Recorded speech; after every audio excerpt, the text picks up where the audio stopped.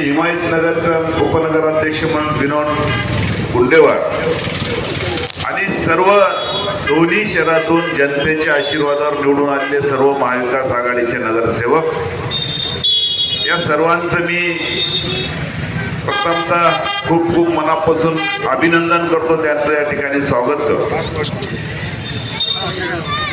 आज या ठिकाणी नगर परिषदच्या पदाधिकाऱ्याचा सत्कार आपण केला आणि हे सत्कार करत असताना मला एवढंच सांगायचं आहे, मग या ठिकाणी ज्योतिबा दादा आहेत, या ठिकाणी मूर्ती साहेब आहेत, माझ्यासोबत आलेले हिमायतनगरचे सर्व पदाधिकारी। आता नगर परिषद संपली, आता लक्ष जिल्हा परिषद। मला एवढंच नगर शहरातील निवडून आलेल्या किंवा जे काही आपले निवडून आलेले काही पराभूत आहेत, आमचे विनोद दादा या ठिकाणी धरले, कारण नगरपालिकेच्या नगरसेवकाला नगराध्यक्षाला निवडून आणण्यासाठी ग्रामीण भागातल्या सर्व कार्यकर्त्यांनी रात्र दिवस केला। आता परतफेड करायची वेळ आहे, म्हणून येणाऱ्या जिल्हा परिषदमध्ये नगरपालिकेच्या सर्व सन्माननीय सदस्य असतील, जे आपले पराभव झालेले असतील, शहरातले कार्यकर्ते कसा झेंडा या ठिकाणी लावता येईल त्या पद्धतीने आपल्याला प्रयत्न करायला लागणार आहे। कारण नुसतं या ठिकाणी आपण बसून जर गप्पा करतो म्हणल्यानं होत नाही, आपल्याला शेवटच्या व्यक्तीपर्यंत त्या ठिकाणी पोहोचण्याचं काम प्रत्येक कार्यकर्त्यांनी केलं पाहिजे। माझ्या मते या ठिकाणी आपलं किनवटमध्ये,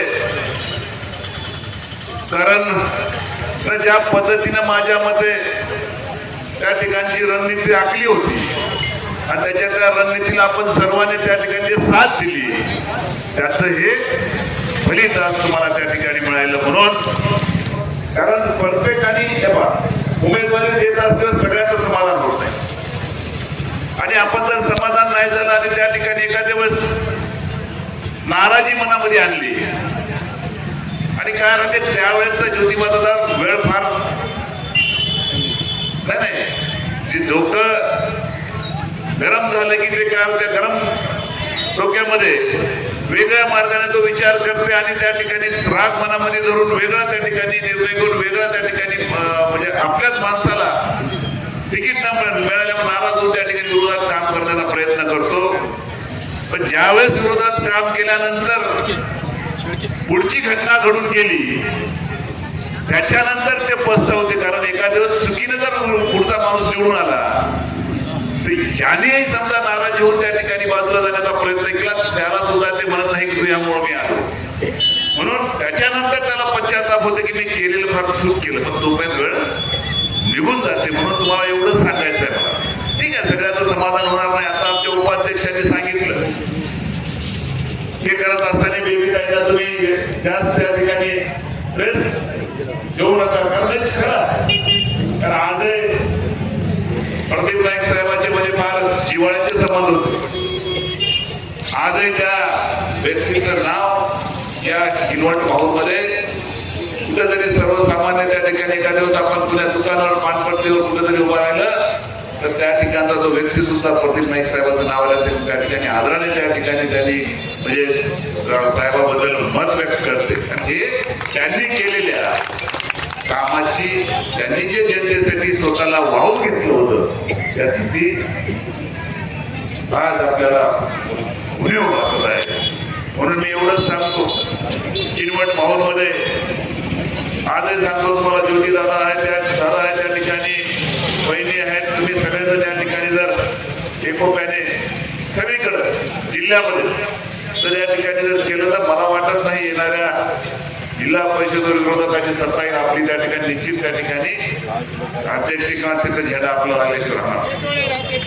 हिमायतनगरच्या बाबतीमध्ये हिमायतनगरची जनता, हिमायतनगर तालुका, या तालुक्याने मला म्हणजे समाज कुठलाही असो सगळ्या समाजाने मला आपल्या मुलासारखं, आपल्या भावासारखं, आपल्या एखाद्या कुटुंबातल्या व्यक्तीसारखं त्या ठिकाणी सांभाळलं। म्हणून मी त्यांचे उपकार माझ्या जीवात जीव आहे तोपर्यंत विसरू शकणार नाही, एवढे उपकार माझ्यावर त्या सगळ्या मंडळीचे। म्हणून आपल्याला एवढं सांगून काम करत असताना आपण काम केलं पाहिजे। असं नाही की आपल्याला आपल्या एखाद्या 10 कामं चांगले 10 कामं होतील, काही होणार नाही. पण आपण सतत त्या ठिकाणी लोकांच्या सेवेमध्ये, लोकांच्या संपर्कामध्ये राहिलं पाहिजे.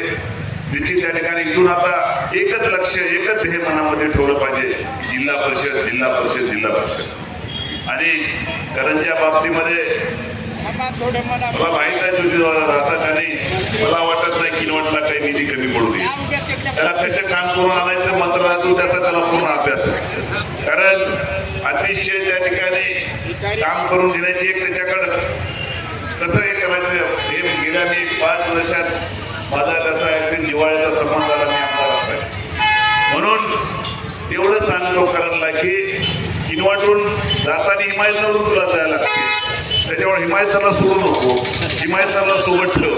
आणि जे काही किनवाटला आणायचं ते हिमायतला घेऊन ये, याची मला त्या ठिकाणी तू करतोस. म्हणून त्या ठिकाणी करत असताना दोन्ही शहराच्या पदाधिकाऱ्याने एकूणएकाचा विचार विनिमय करावा, एकूणएकाची घेवाणदेवाण करून पुढच्या काळात आपण येणाऱ्या काळामध्ये दोन्ही शहराच्या विकासासाठी एकत्र त्या ठिकाणी आपण काम करून निश्चित त्या ठिकाणी जनतेला जे आपण आश्वासन दिलं ते आश्वासन येणाऱ्या काळामध्ये कसं पूर्ण करता येईल हेच हे मनामध्ये ठेवून आपली वाटचाल या ठिकाणी चालू, अशी मी दोन्ही नगरपालिकेच्या, नगरपंचायतीच्या पदाधिकाऱ्याला शुभेच्छा देतो. इथं इस्लामपूर या ठिकाणी आल्यानंतर इस्लामपूरचे सर्व पदाधिकारी, मार्केट कमिटीचे असतील, सगळे ग्रामपंचायतचे असतील, सर्वांनी आल्यानंतर आमचा मान सन्मान केला, त्याबद्दल आपलं सर्वांचं मनापासून आभार मानतो, ऋण व्यक्त करतो. आणि परत एकदा सांगतो, आता लक्ष जिल्हा परिषद, प्रत्येकाने या ठिकाणी जिल्हा परिषदचं लक्ष पुढे ठेवून येणाऱ्या जिल्हा परिषदमध्ये लक्ष घालून आपले सर्व उमेदवार निवडून आणण्यासाठी रात्र दिवस प्रयत्न करावी अशी मी सगळ्याला विनंती करतो. परत एकदा आभार मानतो, थांबतो. जय हिंद, जय महाराज.